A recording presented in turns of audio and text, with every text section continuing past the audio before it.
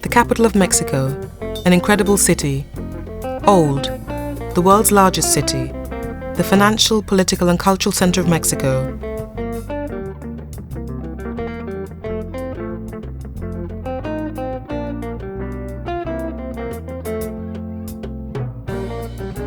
The enormous paved Constitution Square occupies the site of the ceremonial center of Mexico Tenochtitlan, the capital of the Aztec Empire. Today, it's the largest public square in the Western Hemisphere and the third largest in the world.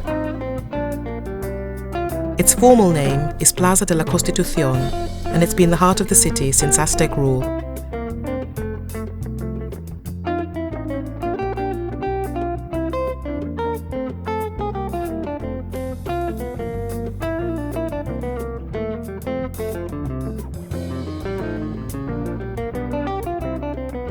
The word Zocalo means base or plinth in Spanish.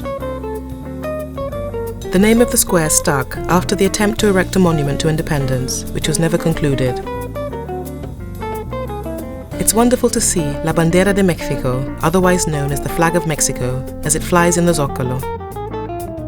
The emblem shield on the flag symbolizes the Aztec heritage. According to a beautiful legend, the gods had advised the Aztecs that the place where they should establish their city would be identified when they saw an eagle perched on a prickly pear tree, devouring a serpent. They saw this mythical eagle on a marshy lake, which is now the Zocalo, or main plaza in Mexico City.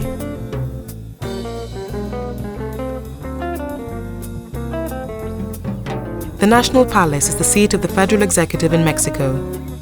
It's located in Mexico City's main square. The Palacio Nacional is a complex of countless rooms, wide stone stairways, and numerous courtyards, adorned with carved brass balconies, and is where the President of Mexico works. Even so, it's better known for the fabulous second-floor Diego Rivera murals depicting the history of Mexico.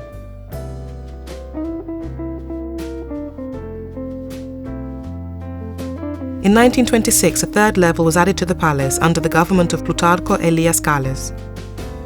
Between 1929 and 1951, the muralist Diego Rivera produced enormous murals in the palace, depicting and celebrating the history of Mexico, which occupy almost 1,200 square feet of wall space. Between 1999 and 2000, during the government of Ernesto Zedillo, the palace was substantially remodeled and restored.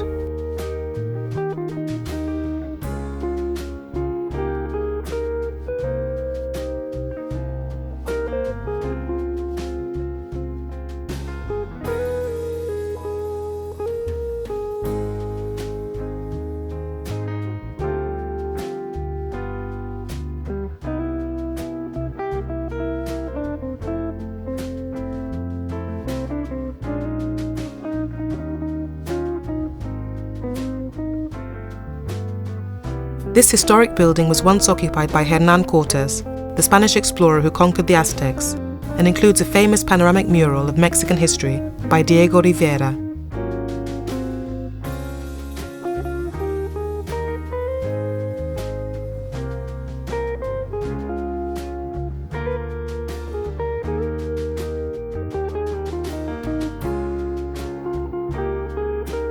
The museum is set in the heart of downtown Mexico City, in the area known as the Historical Center. According to legend, the Aztecs were told by a god to find a place where an eagle stood upon a cactus with a snake in its beak, and there to build their city, Tenochtitlan, the Aztec capital, which was to become the epicenter of power for the powerful Aztec Empire. In 1978, some electricity workers unearthed an 8-ton stone disc of Coyolxauhqui, an Aztec goddess. Further exploration revealed that there was an entire archaeological wonder lying beneath Mexico City's streets, and a decision was taken to demolish some old colonial buildings to reveal the Templo Mayor, main temple, and the place where it's believed the Aztecs saw the sign given to them by their gods.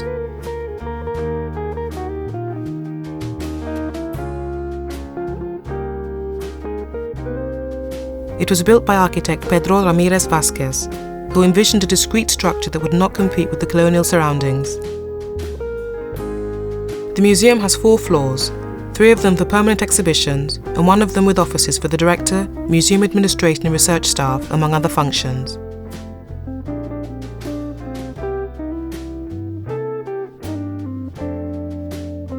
The museum was officially opened in 1987, but people visited the site even during the digging stages, albeit in limited numbers in restricted areas.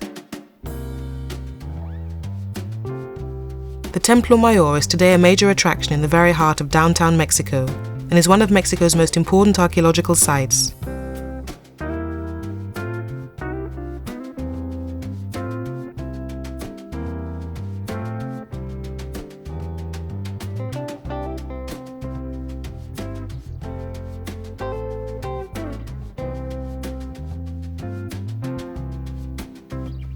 The Catedral Metropolitana in Mexico City is one of the largest cathedrals in the Western Hemisphere.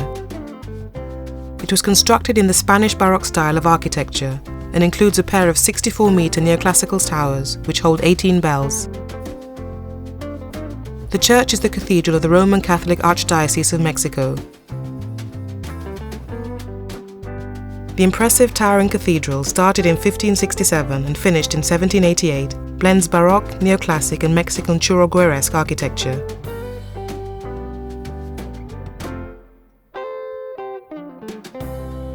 The building today has 5 naves and 14 chapels.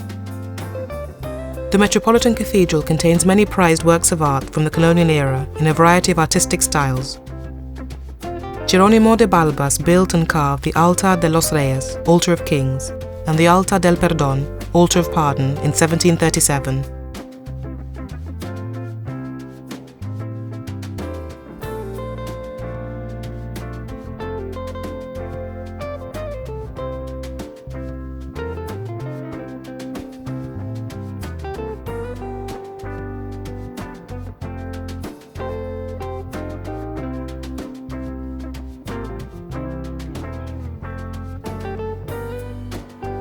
The Catedral Metropolitana came off the World Monuments Fund's list of 100 most endangered sites in 2000 as a result of an extensive reconstruction of the building's foundation.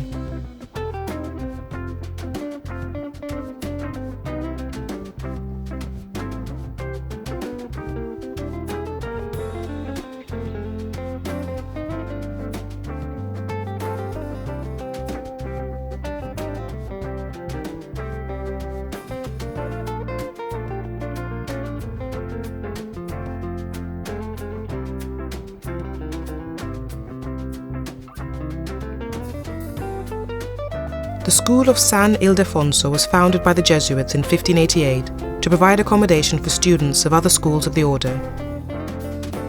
The building was recovered integrally in 1992.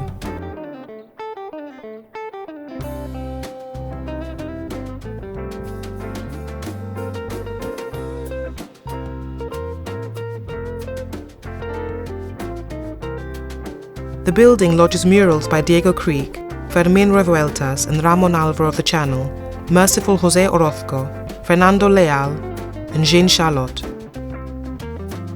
This was where Mexico's muralist tradition began. In 1922, 5 years after the end of the Mexican Revolution, a group of unknown young leftist Mexican artists were hired to paint their visions of the new nation on the walls of this former Jesuit college. It was one of the first steps towards restoring the city after years of bloodshed and devastation. Among the artists selected were Diego Rivera, José Clemente Orozco, and David Alfaro Ciqueiros, who became the 3 most famous muralists in the country.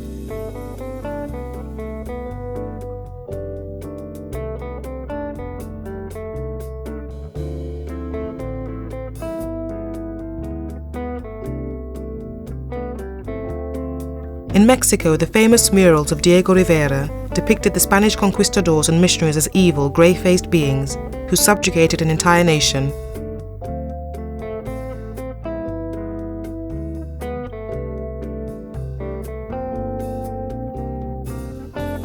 The Plaza de Santo Domingo is located near the Zocalo. It's considered the second most important plaza of the country because of its dimensions and the historical buildings surrounding it. It has several sculptures, one of them honouring Josefa Ortiz de Domínguez. Nearby is the Church of Santo Domingo, constructed with red tedzontle and a facade of quarry stone, considered one of the most representative Baroque-style buildings in Mexico.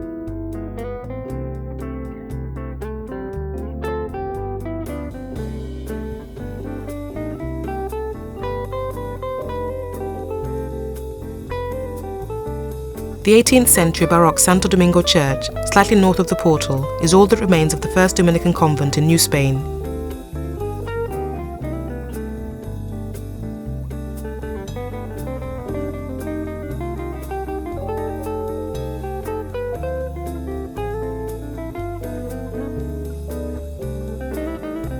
The convent building was demolished in 1861 under the reform laws that forced clerics to turn over all religious buildings not used for worship to the government.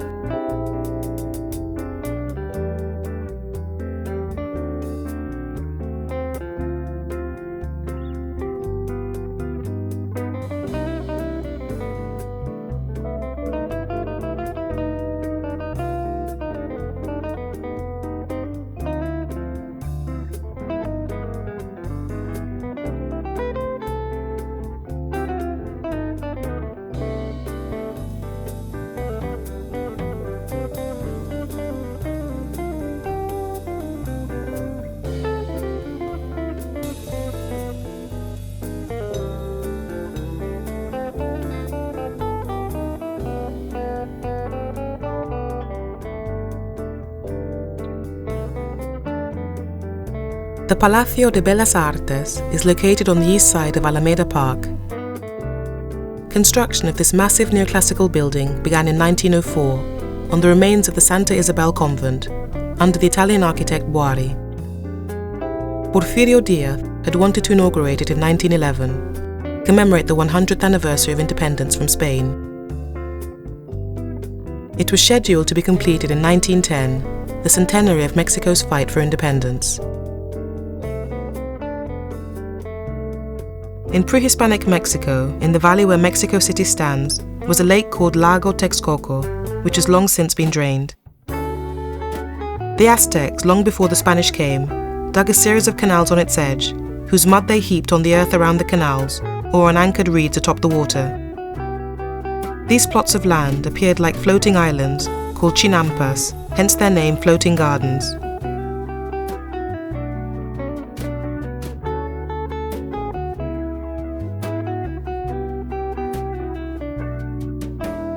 Smaller trajineros called chalupas, some call them decorated canoes, come up alongside visitors and continuously harangue them, offering drinks, food, handicrafts and much more.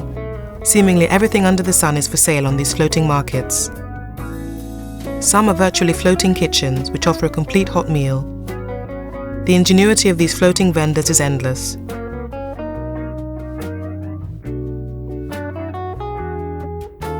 The gardens, besides still producing flowers, fruits and vegetables, have become a favourite spot where both locals and tourists come for a few hours to relax in the canals and enjoy their market culture.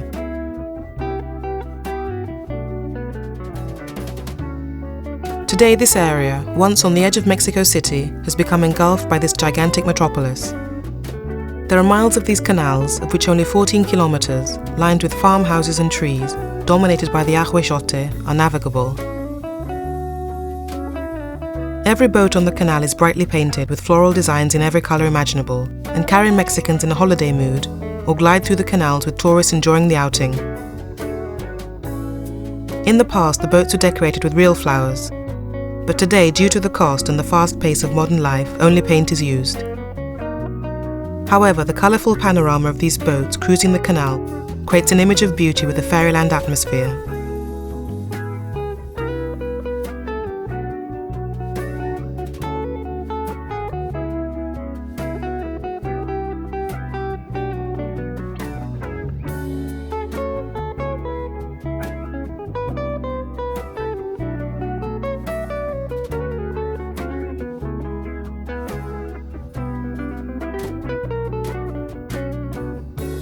Across from Xochimilco Cathedral is a plaza where one can buy more handicrafts, but there's better merchandise across the street at the Ruth Public Market.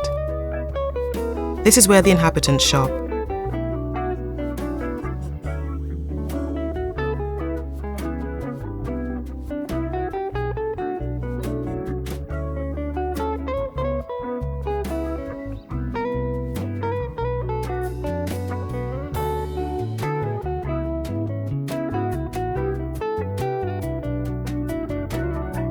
Here it's possible to buy produce, dried chilies, ice cream, juices, meat, fish, and clothing and items for baby bautizas, baptisms, such as elaborate christening gowns, floral displays, and items relating to the child's patron saint.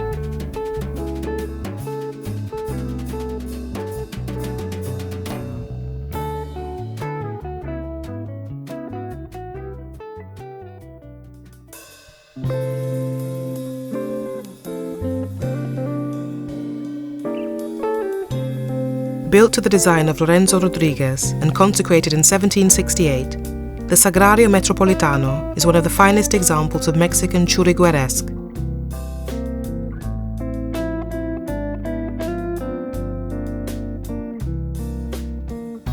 A particularly notable feature of the interior is the 1829 high altar by Pedro Patiño Ixtolinque, an Indian pupil of Manuel Tolsa, who is also credited with the altar in the chapel of the Virgen Dolorosa. Part of the interior was destroyed by fire and earthquake in the 18th century. The National Museum of Anthropology, one of the most important of its kind in the world, is to be found in the northern section of Chapultepec Park.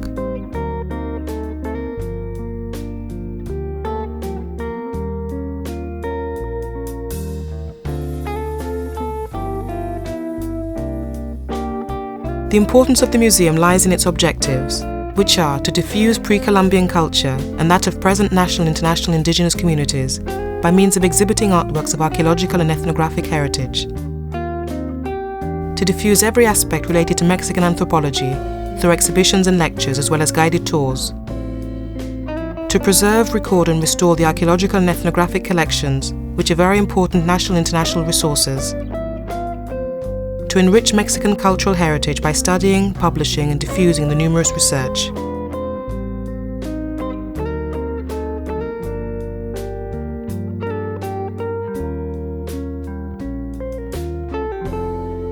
The thieves of Christmas 1985 took a third of their booty from the Maya room alone, a sign of how attractive this department is. A large proportion of the burial objects from Palenque, including a mask in jade mosaic and various objects in gold, mother of pearl, turquoise and coral from the sacrificial well at Chichen Itza, were recovered in 1989.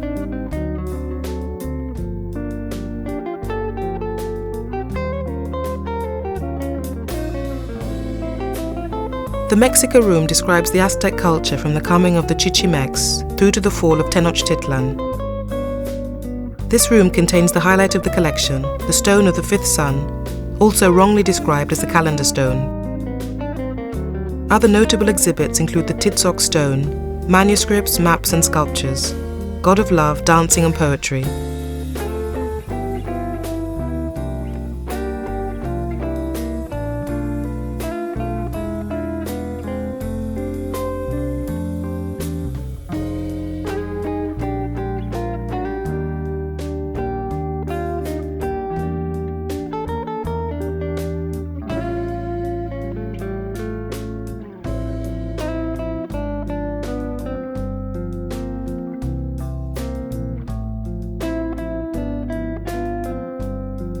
Headdress made of quetzal feathers is in fact only a reproduction. The four phases of the culture of the plateau of Teotihuacan are illustrated by examples of artistic techniques of various kinds, particularly in the field of ceramics. Note particularly the sculptures of various deities. A section of the Quetzalcoatl temple from Teotihuacan has been restored in its original colorings and decoration.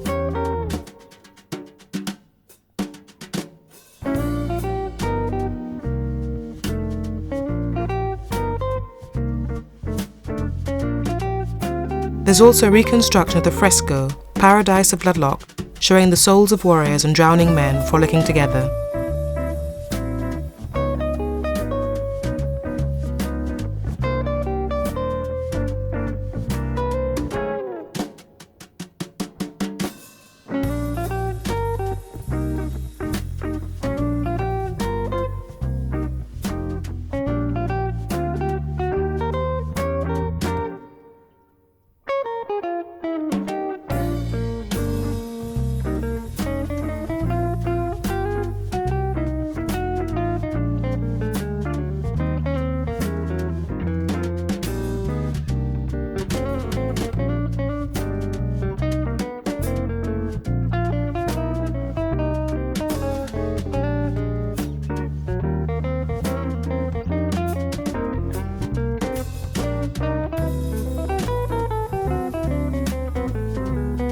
In the states of Mexico, each state, as well as specific geographic and cultural regions within states, cultivate a particular dance and folkloric style that's disseminated across the country via community, university, and professional performance groups. These are the bailes regionales. Each regional tradition reflects the rich cultural heritage and unique characteristics of each state or region represented. Characteristics unique to each region are reflected in the music, dance, and costuming. Certain regions reflect stronger indigenous influences than others, while others present very Europeanized costuming and flamenco-influenced fancy steps, hairstyles, and movement. Most regions fall somewhere in between on the spectrum of indigenous European influences.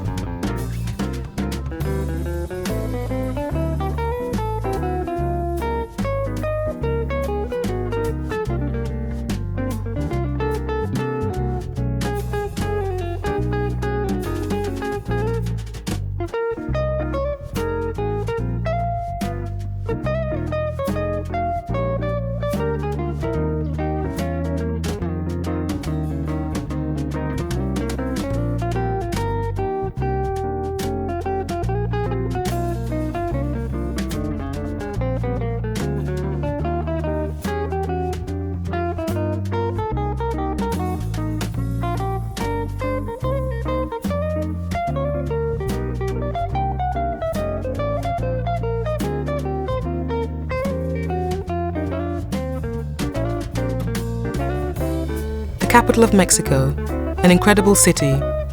Old, the world's largest city. The financial, political, and cultural center of Mexico. The nightlife capital of Mexico. One of the greatest cities. Huge, one of the world's most difficult cities to drive in. Filled with exciting things to see and do. Sinking, an energetic metropolis, or just an incredible place to visit.